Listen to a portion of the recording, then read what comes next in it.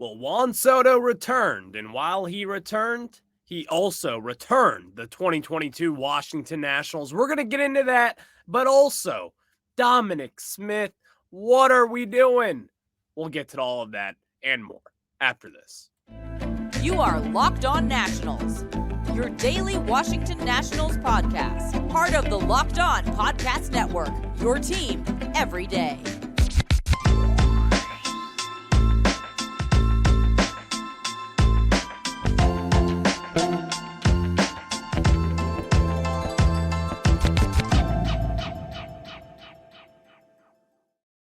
And thank you for making Locked On Nationals your first listen every day, as we are free and available wherever you get your podcast. I'm your host, Ryan Clary, and if you are taking your first time taking a listen to Locked On Nationals, then I thank you once again, because this is where you get the best Nationals content every single day, part of the Locked On Podcast Network, where it is your team every day. And on today's show, we're going to preview tonight's matchup. Trevor Williams taking the mound against the San Diego Padres. Will we have better luck than we did last night with our guy, Mackenzie Gore, on the mound last night? We'll talk about that start later on in the show. But also in the second segment, Cole Henry, a top prospect in the organization. And when looking at his numbers, he's probably the best pitcher that we have had over the last few years in our farm system. And yes, that includes Cade Cavalli. That includes Jake Irvin. Cole Henry has been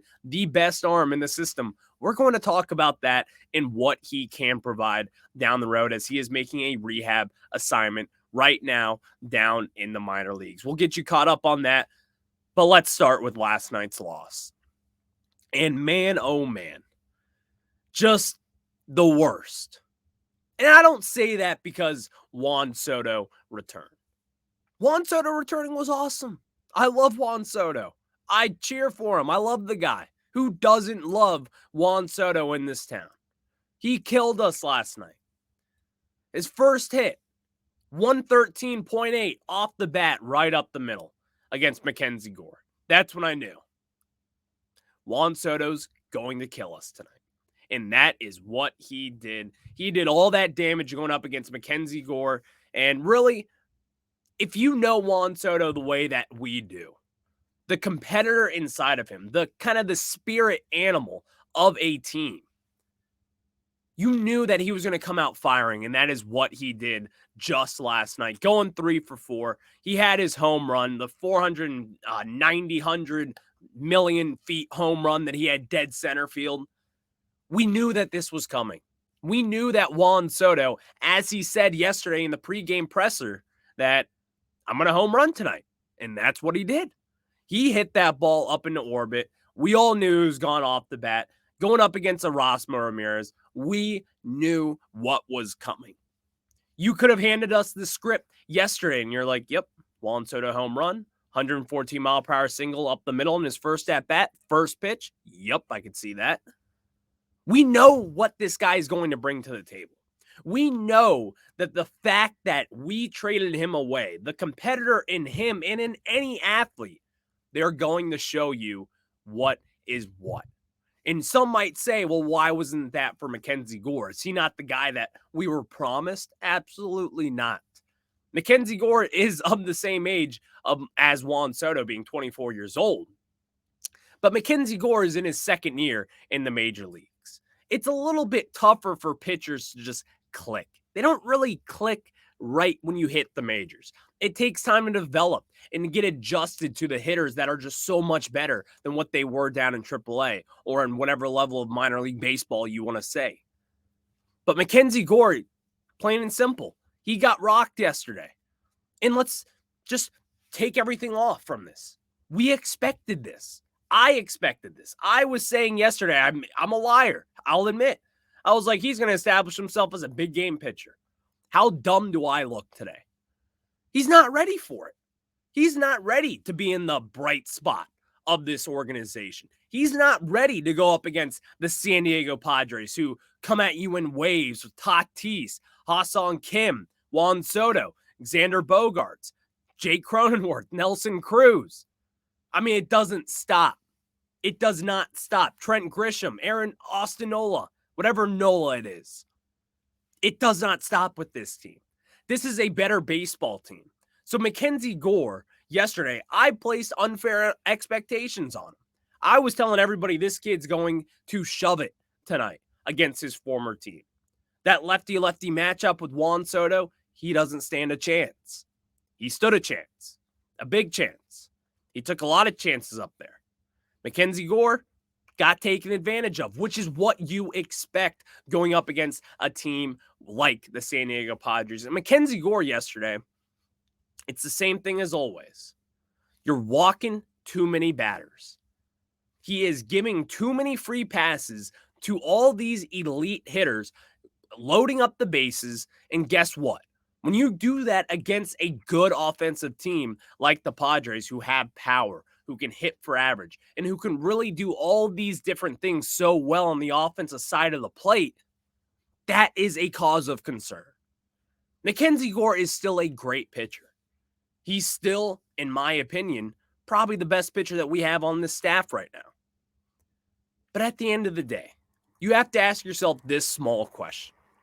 Is he really ready for the bright spot in year 2? And really, what is his year 1? Because he only had a half season last year. And as I talked with Javi from Locked On Padres yesterday, both these guys were kind of called up out of nowhere, meaning CJ Abrams and Mackenzie Gore. Both those guys aren't necessarily major leaguers right this second. Now, Mackenzie Gore, in my opinion, certainly is. He is someone that you have an ink in your lineup. He is starting every 5 days. No ifs, ands, or buts about it up in the major leagues. But CJ Abrams on the other front, I've talked about this. I've discussed the possibilities if CJ Abrams was with the Nationals from day 1 of his major league career, he would not be up in the majors, maybe even right now. If so, he's knocking on the door in the major leagues down in AAA Rochester. But he just wouldn't be. He would not be. The Padres rushed both these guys up. And so when you rush those guys up, it's not going to click like a Corbin Carroll, who really took his time down in the minor leagues, developed. Or like James Outman over from the Los Angeles Dodgers, a late round pick, someone who's kind of just coming out of nowhere. He's got his seasoning down in the minor leagues, and now what is he doing?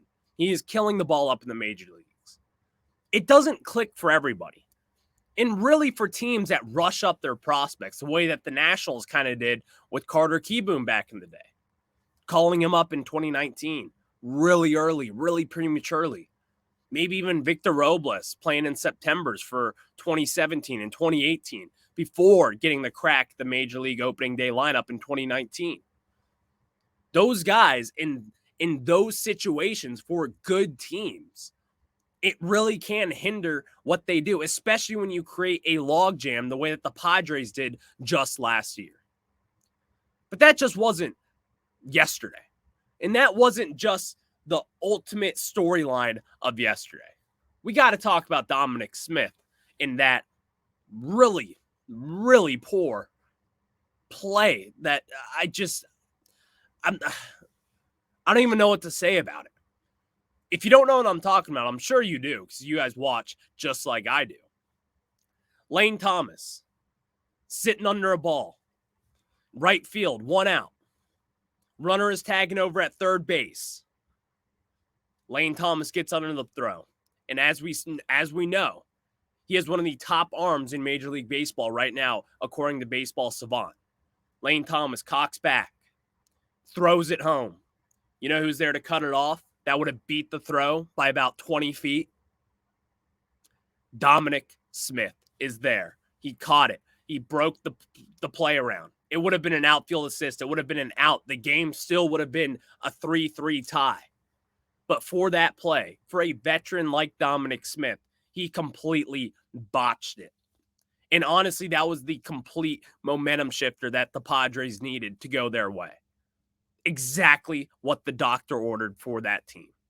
And you can't make the mistakes that you did just like Dominic Smith did last night. You just simply cannot do mistakes like that if you are a poor team, kind of like the Nationals are. And when I mean poor team, we're not talent rich. We're not the San Diego Padres. We do not have the offense or even the defense and the pitching staff that they have. This is a team that's been building and building and building for years like these. They have the talent. It comes in waves, as we've said. So last night, what Dominic Smith did, I'm not mad at him because Dominic Smith and what he has provided as far as value goes for this Washington Nationals team is undeniably very good. And especially when you're talking about what's happening over on defense. When you have two young middle infielders like CJ Abrams and Luis Garcia, both 22 years old, you kind of expect that these guys will kind of take a little while to adjust. And that is what happened. And that is what we expect, at least what I expect. And Dominic Smith has bailed those guys out day in and day out. So that one botch, while it may have costed us the game, and while it may have really shifted the momentum towards the Padres right after that, I'm not that upset. It's just one of those things you have to laugh off. This is what a rebuilding year is all about. Even if it's a mistake from one of your cornerstone vets, it's going to happen. Get used to it. It's still only May 24th, and guess what? This will happen again. Mistakes like this will happen. And at the least of my concerns is Dominic Smith. I don't think this will happen with him again, but I can guarantee you a head-scratching play on the defensive side of things will happen again. Get used to it. It's all about the growing pains. Do you guys remember Nigel Morgan back in the day? When he thought he robbed the home run, and then he thought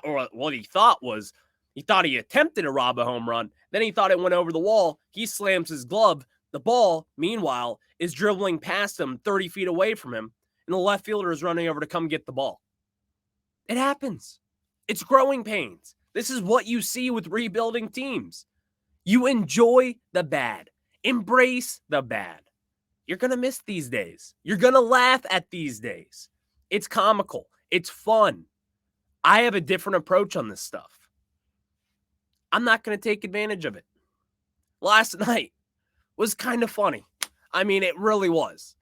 Juan Soto coming back to the Nationals, killing us in every way possible. And then that just awful play by Dominic Smith. Inexcusable. But at the end of the day, he's not going to make that mistake again. He's a stud defensively. I'm not worried about it, as you shouldn't be either.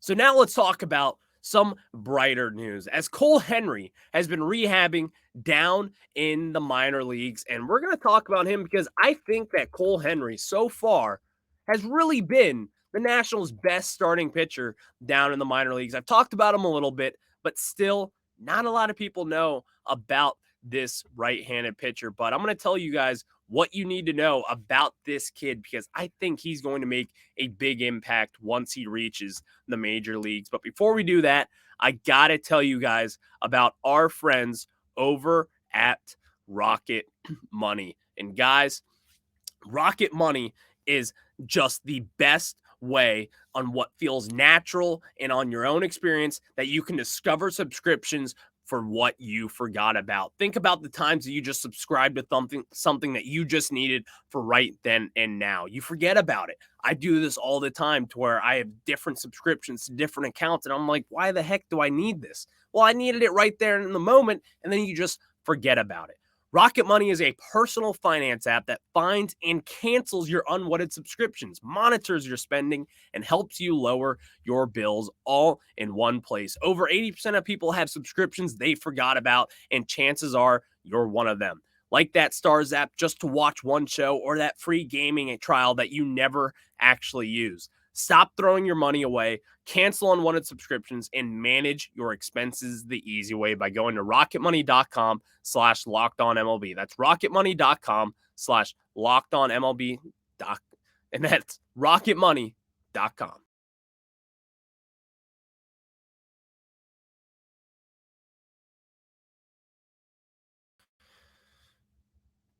And now we get back into it as we are going to be discussing Cole Henry and what he has provided for this Nationals farm system. But the Nats play the Padres tonight at 7:05 Eastern time. You can catch Trevor Williams going up against this loaded Padres offense. And the Nats hometown broadcast is always with SiriusXM on the SXM app. Just search Nationals over on there. And Cole Henry was a second-round pick back in that 2020 MLB draft. You might remember him for being the other Washington National pitcher that got thoracic outlet syndrome or thoracic outlet syndrome surgery, whichever one it is, TOS, that you may know. Cole Henry so far, after his diagnosis, after the surgery, got a rib taken out, he has been progressing pretty well. And as we talk about this with Steven Strasburg, on the other hand, with him, someone who's a little older, someone who has had a long history of injury history on that right arm. Cole Henry has had his fair share of injuries over his career. He has. Back to LSU, he's had these sort of issues, and as well up in the minor leagues with the Nationals. But looking at Cole Henry now, and when he is healthy, this guy is a flat-out pitcher. He produces, and it's been proven over the years. Since 2021, in all levels, in 5 seasons from LSU all the way down into the minor leagues, this guy has a 2.52 ERA in 182 innings pitched.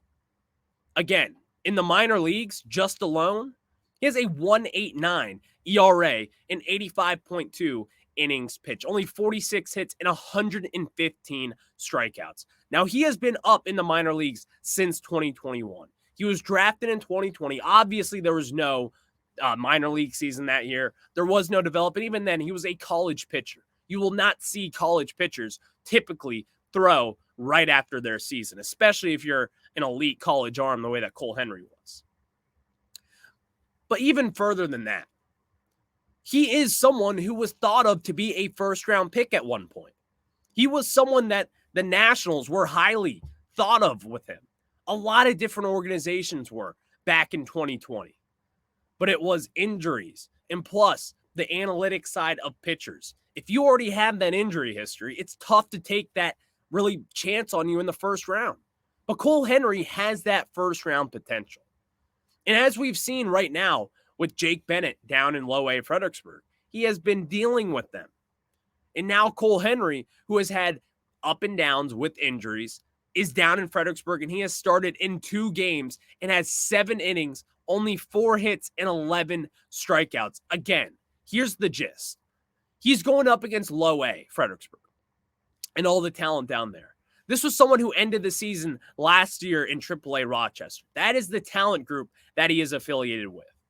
And that is what he should be affiliated with as well, because that is the talent that Cole Henry has.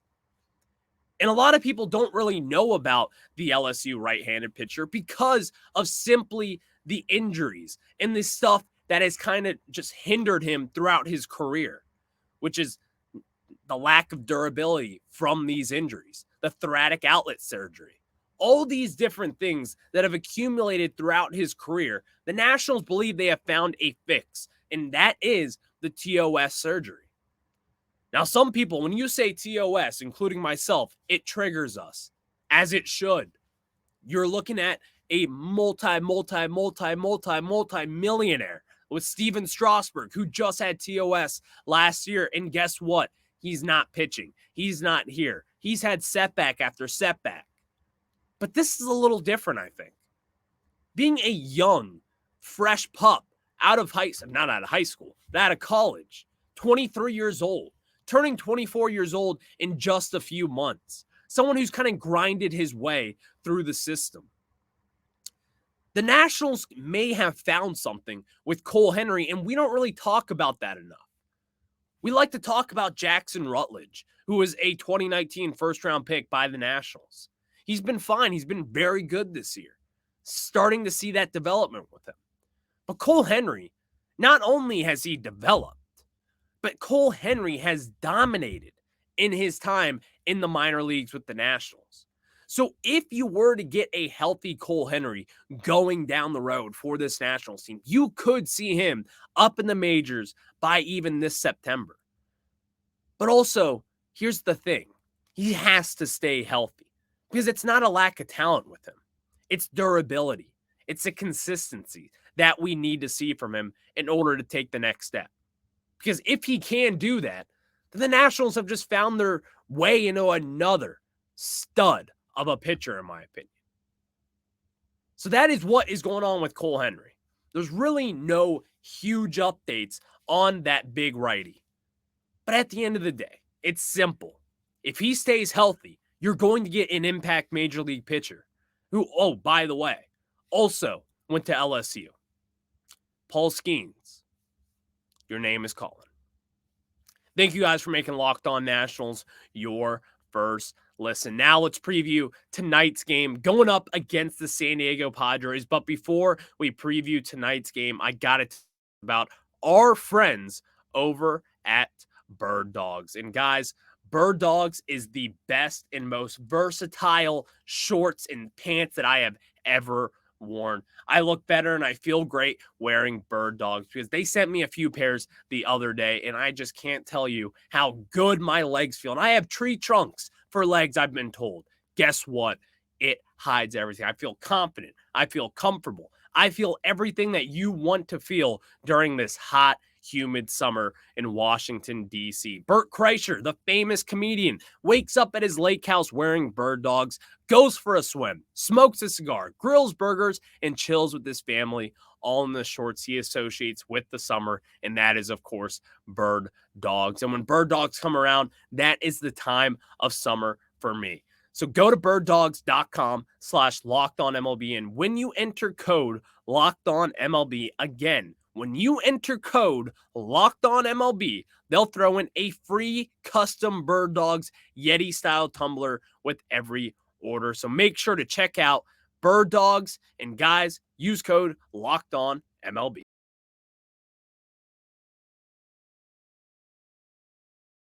And now we get back into it as the Nationals get ready to take on the San Diego Padres once again in tonight's pitching matchup with Trevor Williams. And who's excited for a little Trevor Williams baseball action tonight? Trevor Williams has been one of the bigger surprises, in my opinion, as far as this Nationals team goes. And I've been really liking some of his starts. And while he has kind of regressed over the last few starts, but when you're going up against a relatively decent pitcher like someone like Ryan Weathers, age 23 years old, a former first-round pick, a top 10 pick by the Padres, I like these young matchups. I like when a starting pitcher, who especially is a veteran, the way that Trevor Williams is, going up against these young left-handed pitchers, especially with the Washington Nationals, considering you have Lane Thomas, a right-handed bat who's been on fire. Jeimer Candelario, batting from the right side of the plate, has been decent. Then you have Keibert Ruiz, batting from the right side of the plate, which I like. I like the at-bats that he has produced so far over on that right side of the plate. I think this is a recipe for success for the Nationals tonight. Trevor Williams, while he kind of has kept the ball in the yard for the most part, you've also seen some hiccups here and there, meaning that it's a lot of hard contact. He's relying a lot on the defense. So, Dominic Smith, you can't be cutting off Lane Thomas again. You can't be giving up the easy defensive plays. All the guys have to be in this together when it's Trevor Williams. He's not going to get it done by himself. That's never been the pitcher that he has been throughout his career. But when looking deeper into it, Trevor Williams has had success, and you can be a successful pitcher without the high strikeout rate. If you're going to keep those walks down the way that Trevor Williams has, you're going to give yourself a chance to win. That is that simple to me. If the Nationals can get run support the way that I do think we can tonight against Ryan Weathers, then I think the Nationals actually have a fair chance at tonight's game. Because last night, going up against Yu Darvish, a Cy Young candidate year in and year out, one of the best and nastiest pitchers in all of baseball, I was head over heels yesterday. I shouldn't have said, we're going to win tonight. I should have saw it coming. But tonight is different. You have a young pup, a 23-year-old that you're going up against. a 32-year-old veteran like Trevor Williams, you can get the job done. You can take advantage of a Padres offense that at times has struggled, especially with runners on base. So if Trevor Williams relies on the defense, slows down on the walks, and just gets productive outs and keep that pitch count low, the Nationals will be in solid form to win. But it really comes down to Trevor Williams tonight, per usual, and per really any starting pitcher.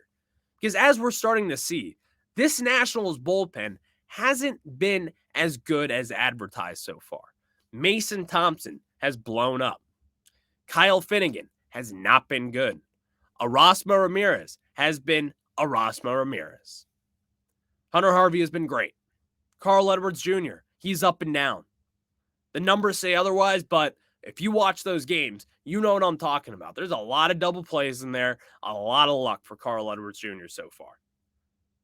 The Nationals have to get it done with the starting pitching, and Trevor Williams is going to have his A game tonight to beat the San Diego Padres. So thank you guys for making Locked On Nationals your first listen every day. Check out tomorrow as we will be discussing the day game. It's a 4 p.m. start. We'll discuss everything and more on tomorrow's show. So again, thank you guys for making Locked On Nationals your first listen every day. We'll check you guys out on the flip side. Have a good one.